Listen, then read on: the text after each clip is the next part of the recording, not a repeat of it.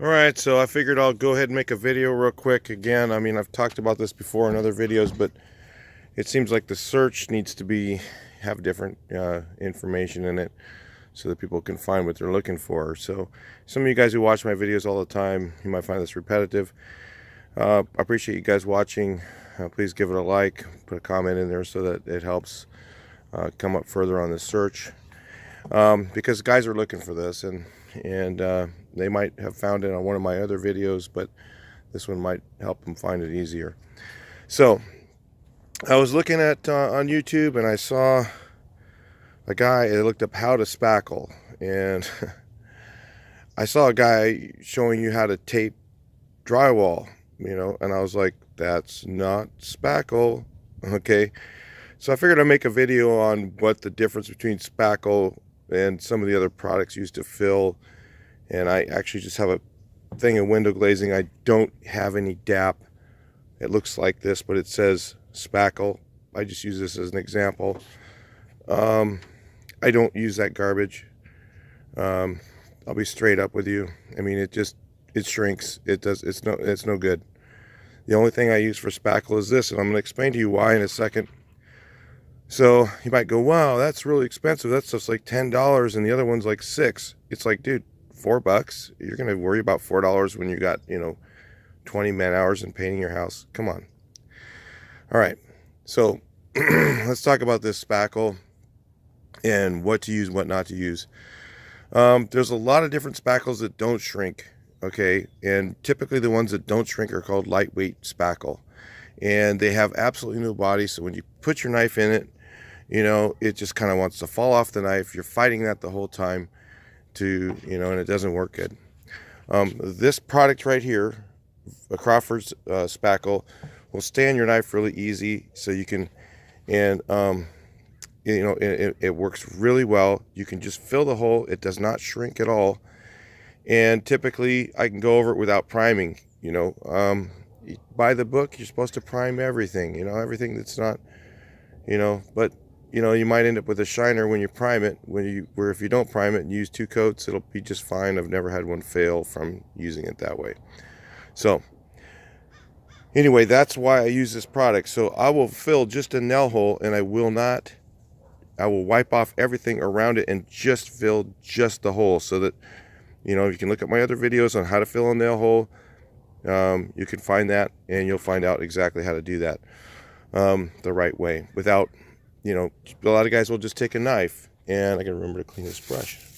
They will take a knife, and they will just put a knife mark on the wall and leave it there, and they come back and sand. That's really not the right way to fill a nail hole. That's that's the generic way. It takes a lot longer. You're gonna end up retexturing. If you just fill just the nail hole with this product, you will never see it. If it's on a smooth wall, that's a different story. You might have to do something a little bit more to that if it doesn't have any texture. So you might have to just knife it really tight, real smooth, where there's no mound, and then just leave it that way. Maybe wipe it with your hand a little bit. You don't have to use sandpaper much. Very rarely have to use sandpaper with this product. Just a little bit with your hand, and it does the same thing as sandpaper. Or a very fine grit, and just kind of just wipe over it once. That's it. Or even just a really damp sponge, not wet. So anyway, that's a little bit about Crawford spackle. Here's some of the things that don't work for filling holes. This is Crawford's spackling paste. They have one called Crawford's putty. No. Different product. That's not the same thing. Crawford's putty is basically used for production, nail hole filling on, new construction. When you need to fill 1,000 nails in no time and you don't have time to sand anything, that's the product you use, and it doesn't turn out very good. It shrinks, and you can see every nail hole. If you're doing custom work, you're going to end up using this to fill those nail holes. If you're doing production work where you're just going through and you're just blasting out, a million nail holes, and you're just going to blow a coat of paint on there, it's a construction job, and they're selling the house, not the paint job, then that's when you use that product.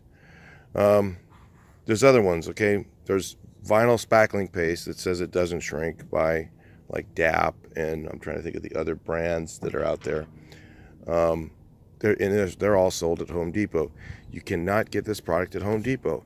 This is typically sold at paint stores. You have to go to, they may have it at Sherwin-Williams, but I know that they have it at Vista Paint, and I believe they do have it at Dunn Edwards.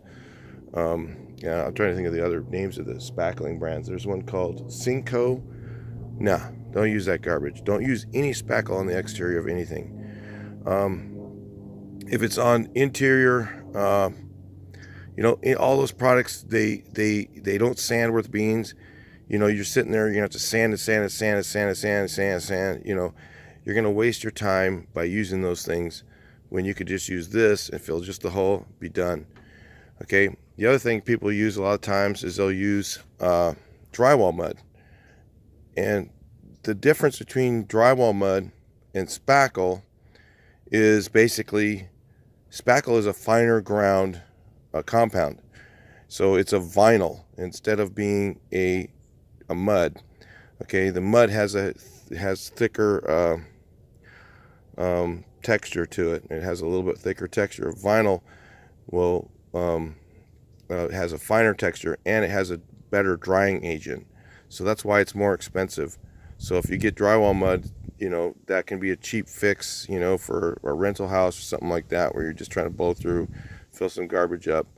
Or if you're going to get it by the bag and get the hot mud, instead of getting the pre-mixed stuff, then that can be used for filling large holes. So like if you have a hole that's that big around, you're going to want to use, you don't want to use spackle to fill that.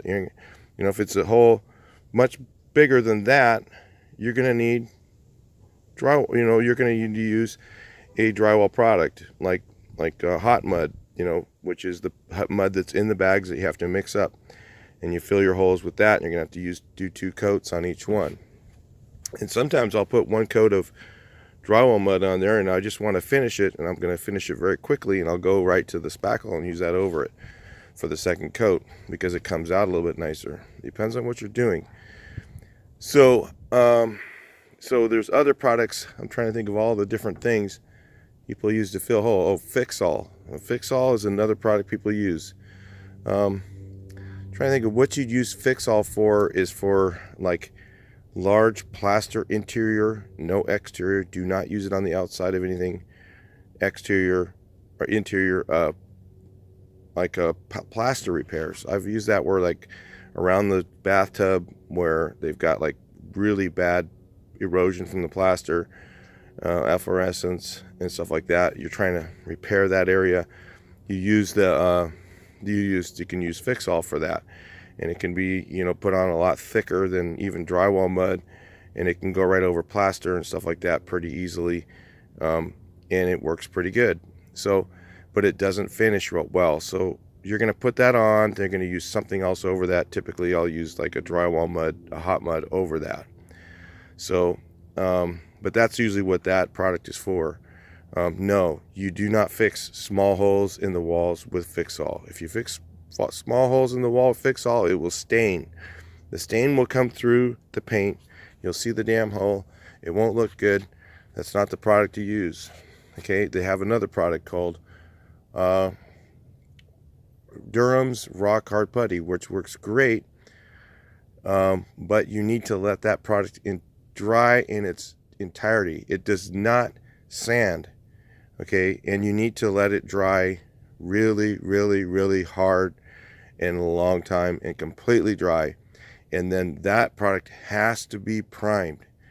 If you don't prime it and you go over it, you can sand it just a little bit to kind of scuff it up to open it up, but the product will leave like a film over the surface, and especially on an exterior. You can use it on exterior, but it will leave a film over the surface, and then every place where there's Durham's Rock Putty will peel off if it's not properly either primed and sanded or both.